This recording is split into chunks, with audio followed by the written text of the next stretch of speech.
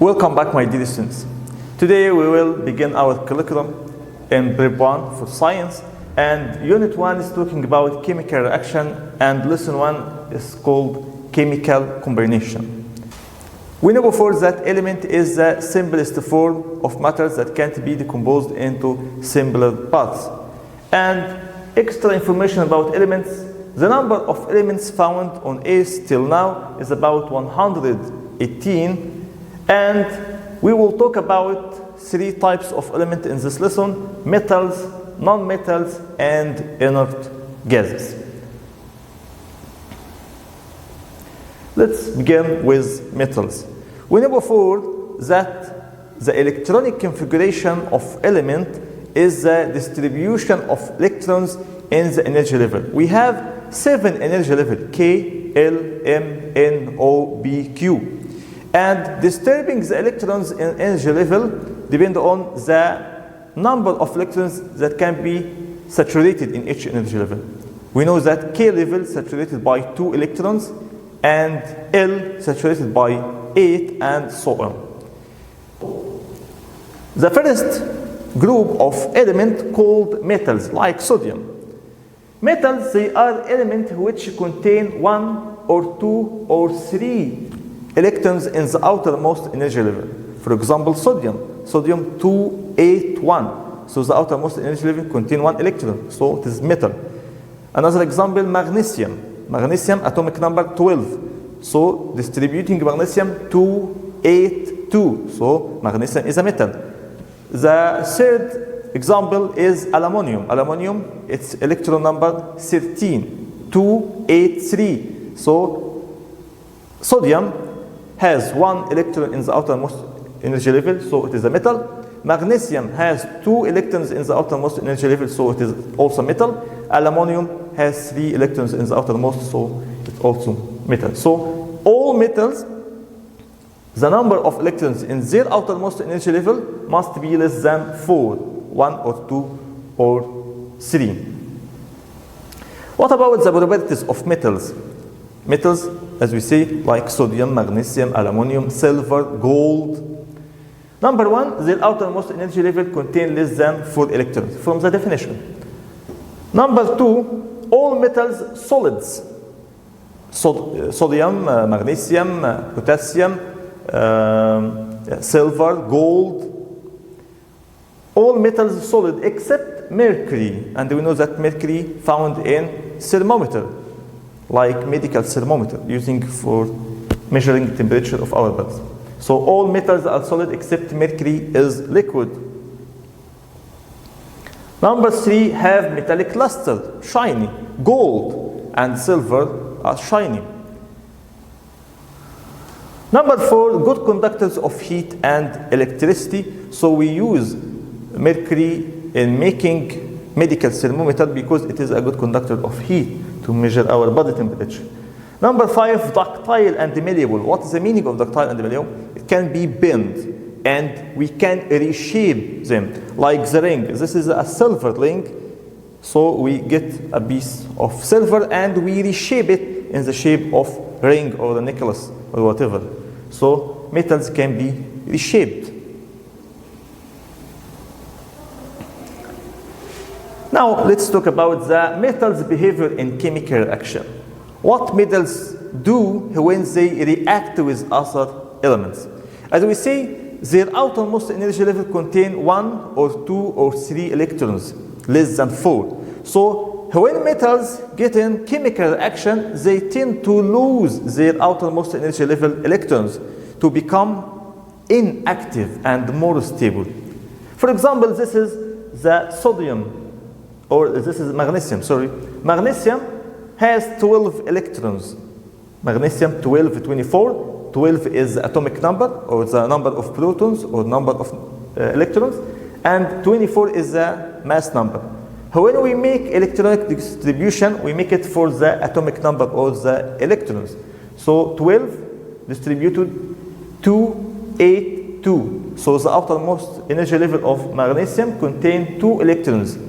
When magnesium gets in chemical reaction, it loses the 2 outermost energy level electrons, so it becomes 28. So all metals like magnesium tend to lose their outermost energy level to be more stable and inactive. Okay? Before losing, let's focus in this point. Before losing, the magnesium atom has 12 electrons outside and 12 protons inside. So in normal cases, we said that the atom is neutral. The magnesium atom, before losing, is neutral. What's the meaning of neutral? It doesn't have positive charge or negative, because the number of positive protons inside the nucleus equals the number of negative protons outside the nucleus. So 12 positive, 12 negative, so magnesium atom in normal state is neutral, has no charge. But after losing 2 electrons, what happened? The number of protons inside the nucleus is still 12, doesn't change. But the number of electrons outside the nucleus, it becomes 10. So the protons, the positive protons, become more than the negative electrons by 2 protons. So in this case, we said that magnesium atom become a positive ion, positive 2. As you see, magnesium positive 2. What is the meaning of magnesium positive 2? Positive means it loses electrons. So protons become more than electrons. And 2 means it loses 2 electrons. So positive 2 means that this element is a metal and it loses 2 electrons. So the number of protons become more than the number of electrons by 2. So all metals tend to lose their outermost energy level when getting in chemical reaction. Why? To be more stable. And as a result of losing electrons, they become positive ions. Why? As we say, because the number of protons become more than the number of electrons. So what is the meaning of positive ion? It is an atom of a metallic element that loses 1 or more electron during a chemical reaction, like sodium and potassium and magnesium, aluminum and water. So what are the probabilities of positive ions? Number 1, number of protons inside the nucleus greater than the number of electrons, because metallic element lose electrons. So the number of protons, positive protons, become more than the number of negative electrons. Number 2, number of energy level in ion will be less than the number of energy level in atom. As we see, this is another example for aluminum. Aluminum 13, 283. When getting in chemical action, it loses the 3 electrons in the outermost energy level. So aluminum atom has 3 energy level, K, L, M. After losing the 3 electrons in the outermost energy level, it becomes KL. So the number of energy level in any positive ion less than the number of energy level in the ordinary metal atom. Number 3, the positive ion carrying number of positive charges equal to the number of lost electrons. We said that magnesium, when losing 2 electrons, so it becomes magnesium positive 2. Aluminum lose 3 electrons, so it becomes aluminum positive 3. So the number of charges equals the number of lost electrons. The second group of elements is nonmetals. Nonmetals, they are elements which contain 5 or 6 or 7 electrons in the outermost energy level, more than 4. We know that, for example, L level contain 8 electrons. So, if the number of electrons in L level less than 4, it will be metal. More than 4 become non-metal. If it's 4, it's called something metalloid. Not for us. Okay? Non-metal element contain in their outermost energy level less than 4 electrons.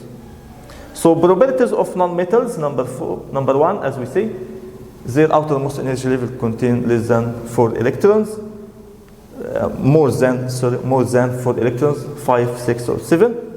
Number 2, nonmetals may be solid like carbon and sulfur and phosphorus, may be gases like oxygen, hydrogen, nitrogen, and the only liquid nonmetal is bromine. So metals, all metals solid except mercury liquid. No gaseous metal, but nonmetals may be solid or liquid or gas. Number 3, have no luster. Oxygen, hydrogen has no luster. Also carbon or coal has no luster. Bad conductors of heat and bad conductor of electricity except carbon. So we use carbon in making batteries, dry batteries. Finally, not ductile and malleable. You can't bend nonmetals. You can't reshape carbon. It will break down into small pieces. So metals can be reshaped, but nonmetals not. Okay, so how nonmetals do in chemical reaction? For example, oxygen is a nonmetal because when we distribute its electrons, 8 electrons, it will be 2, 6. So K level has 2 electrons, L level has 6 electrons. So the outermost energy level L contain more than 4 electrons. Okay, so when oxygen gets in chemical reaction, it tends to gain 2 electrons to complete the L level and become 8. Okay, so here 2, 6. After gaining 2 electrons, it will be 2, 8. So L level will be saturated with the full number of electrons. So in this case, the oxygen nonmetal will be a negative ion. Negative ion because it gains electrons. Again, before oxygen gaining any electrons in the ordinary state, the number of protons inside the nucleus equal 8. Positive 8 protons. The number of electrons outside the nucleus equal 8. So positive 8 protons inside the nucleus and negative 8 electrons outside the nucleus. So no charge for the ordinary oxygen element. Oxygen element has no charge, neutral. But after gaining 2 electrons, the number of electrons outside the nucleus become 10 to 8, 10 electrons. But the number of protons inside the nucleus doesn't change. So 10 negative electrons and 8 positive protons. So the number of electrons become more than the number of protons by 2. So oxygen become negative 2 because it gained 2 electrons to complete its outermost energy level. Okay, so back to the questions. So nonmetals tend to gain electrons to complete their outermost energy level and they become more stable. And as a result of gaining electrons, they become negative electrons because the number of negative electrons outside the nucleus become more than the number of positive protons inside the nucleus. The definition of negative ion, it is an atom of a non-metallic element that gain 1 electron or more during a chemical reaction, and for example, chlorine, bromine, oxygen, hydrogen, nitrogen. Okay. And the probabilities of negative ions, number 1, number of electrons always greater than the number of protons.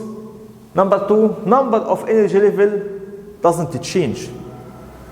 Okay, we said in positive ion that the metal lose the electrons of the outermost energy level. So by losing electrons, the metal lose also 1 energy level. But here we put electrons in the outermost energy level. So we doesn't added any energy levels.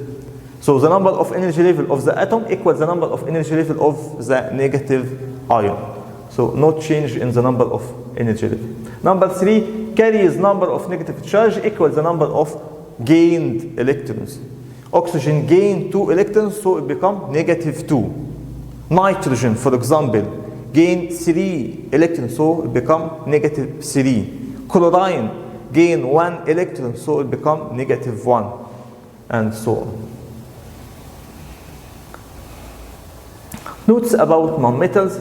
Hydrogen and carbon are considered from nonmetals. Hydrogen has 1 electron. Okay, 1 electron, so K not complete. Okay, so you can say hydrogen has 1 electron in K level, so it must be metal. No, hydrogen, when getting in chemical reaction, it tends to gain another electron, not losing electron. So hydrogen is a non-metal because it gains electrons. Carbon has 6 electrons. So when distributing the electrons of carbon, it will be 2, 4. 4, it's not less than or more than, less than for metal, more than for non-metal. So carbon must be another something. No, carbon is also a non-metal because it tends to gain electrons. So hydrogen and carbon are considered non-metal, also their outermost energy level, hydrogen has 1 electron and carbon 4 electron because they tend to gain electron.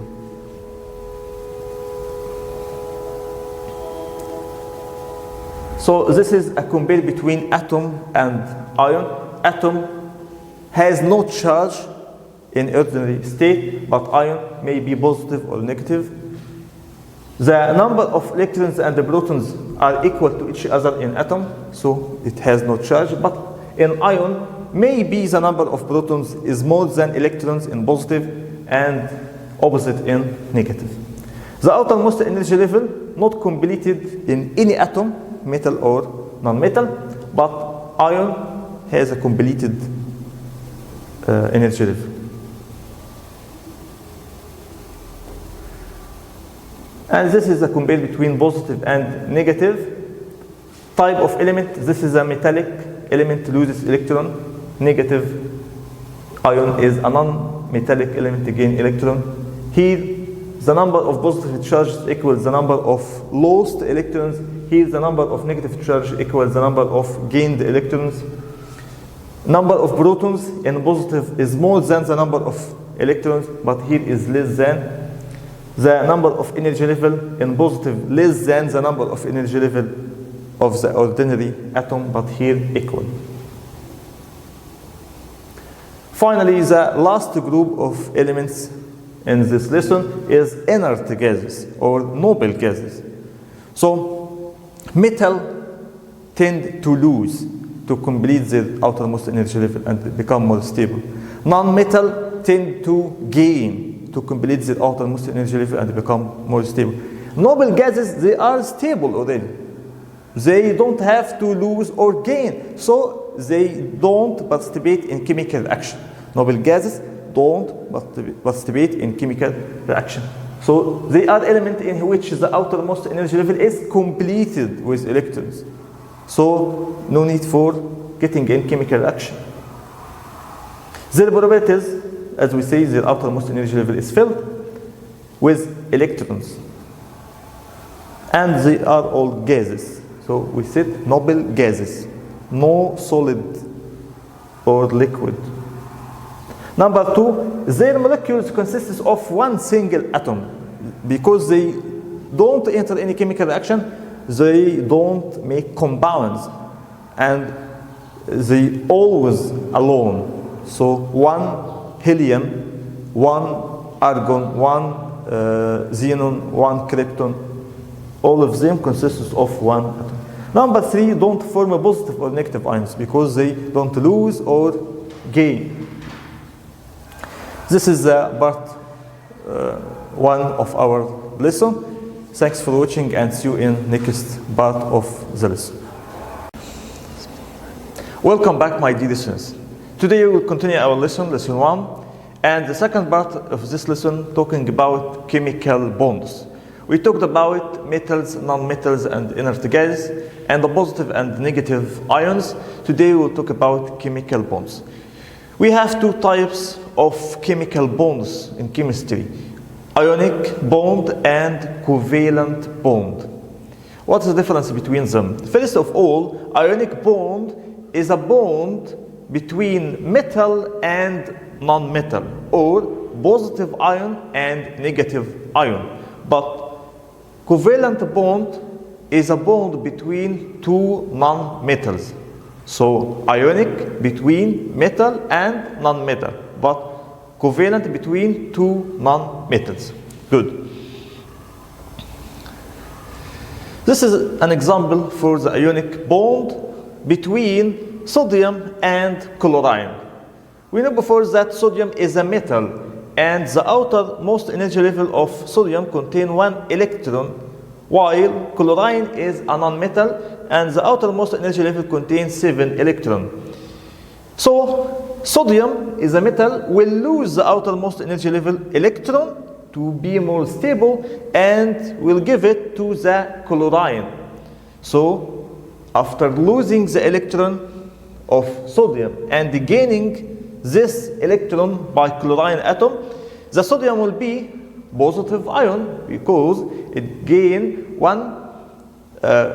because it lose 1 electron, while the chlorine will be negative ion. So after gaining and losing, there will be attraction, electric attraction between the positive ion of sodium and the negative ion of chlorine, and this is called ionic bond. So ionic bond formed by losing electrons from metals and converting it into positive ion, and gaining electrons by the non-metal and converting it into negative.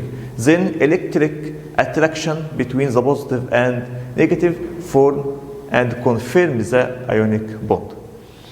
So the result is a compound called sodium chloride. Sodium chloride, NaCl. Okay. So ionic bond is a chemical bond that is formed as a result of combination between a positive ion of a metallic atom and a negative ion of a non-metallic ion. Form a molecule of an ionic compound. This is a very important note. Ionic bonds always form compound molecules, not element molecules. We studied before in first term that there are two types of molecules. Element molecule consists of similar atoms like O2 or N2 or H2, while ionic compound formed molecule compound. Molecule compound mean formed of different atoms. So metals and non-metal, they are different. So all the molecules formed by the ionic compound, ionic bond is compound molecules. So the ionic bond is resulted from the electric attraction between the positive ion like sodium and negative ion like chlorine. Give a reason. Ionic bond produce compound, as we say, not element molecule, because the ionic bond formed between a metallic atom and a non-metallic atom, or between a positive ion of a metallic atom and a negative ion of a non-metallic atom. Number two, it is impossible to combine sodium and magnesium together to form a compound. To form a compound in ionic, an atom must lose and the other must gain. But in the case of sodium and magnesium, they both need to lose. So who will gain? No one.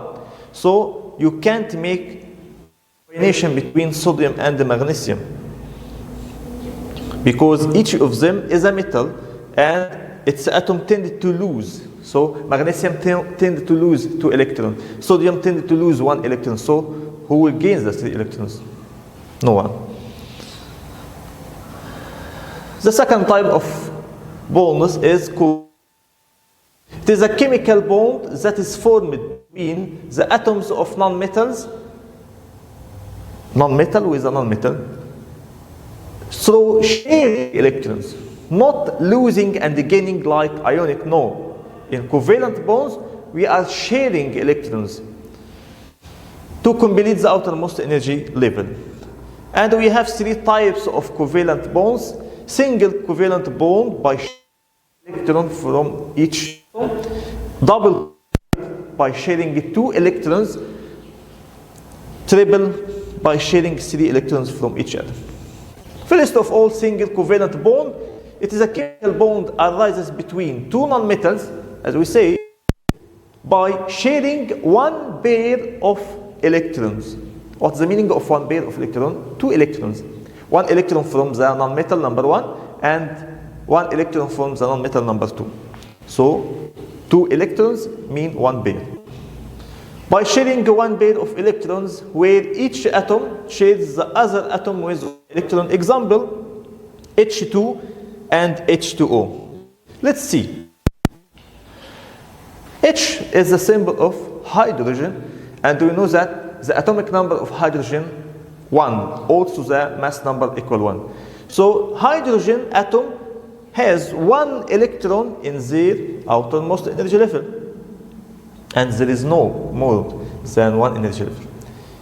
So the K level in hydrogen contain 1 electron.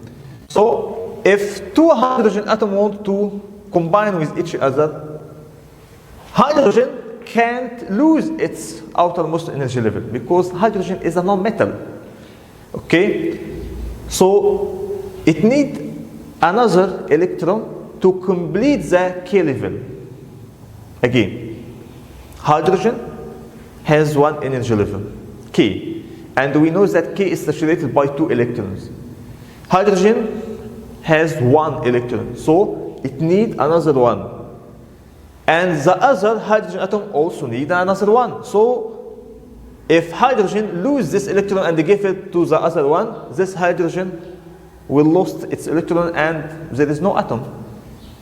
And in any cases, hydrogen will not lose the outermost energy level electrons because it is a non-metal. Non-metal gain, not lose. So what they can do, they will share the electrons. They will put their electrons outside and sharing it. So I have 100 pounds, for example, and you have 100 pounds, and we need to buy something. It's a value about 200 pounds. So I can't buy it with my money because it is not enough, and you also can't. So we will put our money together, 100 pound and your 100 pound, it will become 200 pound, and we will buy what we need. Okay, and we will use it together. So hydrogen need 1 electron and the other one also need 1 electron. So they sharing the 2 electrons between each other. So this is called a covalent bond, single covalent bond, because each atom sharing the other atom with 1 electron. And the symbol of this bond is a dash, 1 dash, as we see, H dash H. So this dash represents a single covalent bond. Okay, another example of single covalent bond is water molecule H2o. H2o consists of 2 hydrogen atoms and 1 oxygen atom. We said that hydrogen has 1 electron in the outermost energy level, while oxygen has 6 electrons. Oxygen, its atomic number equal 8. So when distributing the electrons, it will be 2, 6. So the outermost energy level of oxygen contains 6 electrons. So oxygen needs 2 more electrons to complete the outermost energy level. So need 2 electrons. So if I combine with hydrogen, I need 2 hydrogen atoms. Okay, oxygen has 6 electrons in the outermost energy. So it needs 2 more electrons. It will take these 2 more electrons from 2 hydrogen, or will sharing hydrogen with their electron. So one oxygen combined with 2 hydrogen, so the 2 hydrogen shares their 2 electrons with oxygen, so oxygen will complete the outermost energy level. It will be 8. So let's count it. 1, 2, 3, 4, 5, 6. And 2 red ones for hydrogen atoms. And in the same moment, oxygen will share an electron with each hydrogen. Okay? So oxygen in the outermost energy level contain 6 electrons. Okay? So it will share one of the 6 with the first hydrogen atom and the other one with the other hydrogen atom. So oxygen share 2 electrons with 2 hydrogen atoms, and the 2 hydrogen atoms share 2 electrons with oxygen. So hydrogen complete the outermost energy level of oxygen, and the oxygen completes the outermost energy level of hydrogen. And the symbol will be H-O-H. So this is a single covalent bond forming water molecule. And in this example, as we noticed, that covalent bonds form element molecule like H2. H2 is an element molecule because it consists of similar atoms, 2 hydrogen atoms. And also covalent bond form compound molecules like H2o, 2 hydrogen and 1 oxygen. The second type of covalent bond is double covalent bond. Double covalent bond is a chemical bond arises between 2 non-metals atoms by sharing 2 pairs of electrons. Each atom will share the other with 2 electrons. Where each atom shares the other with 2 electrons. Sorry.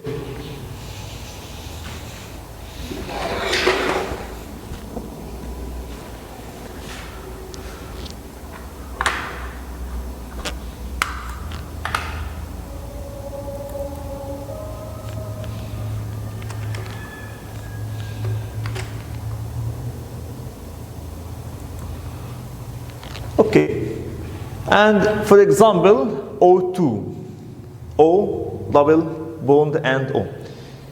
And this example, we have 2 oxygen atoms, and each oxygen atom has in its outermost energy level 6 electrons. The first one has in its outermost 6, and the other one has 6. Okay, so each of them need 2 electrons. 2 electrons. So each one will share by 2 electrons. 2 and 2. So there will be 4 electrons in the middle between the 2 oxygen atoms. Okay? So the first oxygen atom has 6 in the outermost energy level, and it will share by 2. So 4 will remain, but it share with 2. And the other oxygen also share with 2. Okay, so there will be 4 electrons between the 2 atoms. 4 plus 4 equal 8, and 4 plus 4 equal 8. So each oxygen atom helps the other oxygen atom to complete its outermost energy level by sharing 2 electrons from each other. So the symbol is O2, and this is called oxygen atom. The third type of covalent bond is the triple covalent bond. And in this type of bond, each atom sharing the other atom with 3 electrons. And for example, N2, N2, N 3 dashes N. Okay, N is a non-metal element, and the atomic number of N nitrogen equal 7. So it's distributed to 5. So it needs 3 more electrons to complete the outermost energy level, and the other nitrogen as well. Okay, so they will sharing each other with 3 electrons. So the outermost energy level contain 5. Okay, it will keep 2 and share 3, and the other nitrogen, okay, the same thing, it will keep 2 and share 3. So we will share 6 electrons. 6 plus 2 equal 8, and 6 plus 2 equal 8. Okay? So as we see, each atom shared with, so in the middle there will be 6 electrons.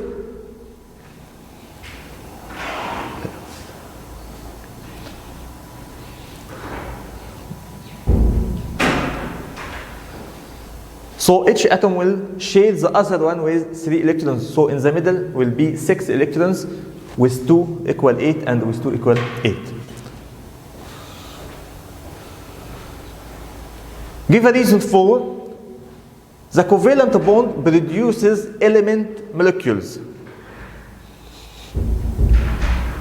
Why? Because as you say is that the covalent may be between 2 nonmetals like oxygen and oxygen, nitrogen and nitrogen, hydrogen and hydrogen. Okay. The second question, the covalent bond also produces compound molecules. Why? Because it arises between 2 different non-metals elements like hydrogen and oxygen. Okay.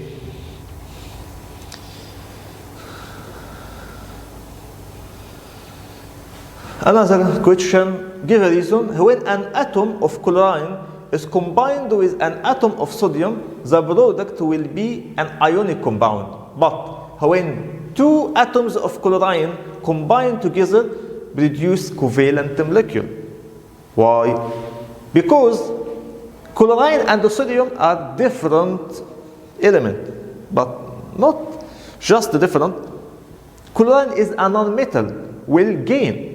Sodium metal will lose. So there will be electric attraction between the positive ion of sodium and the negative ion of chlorine.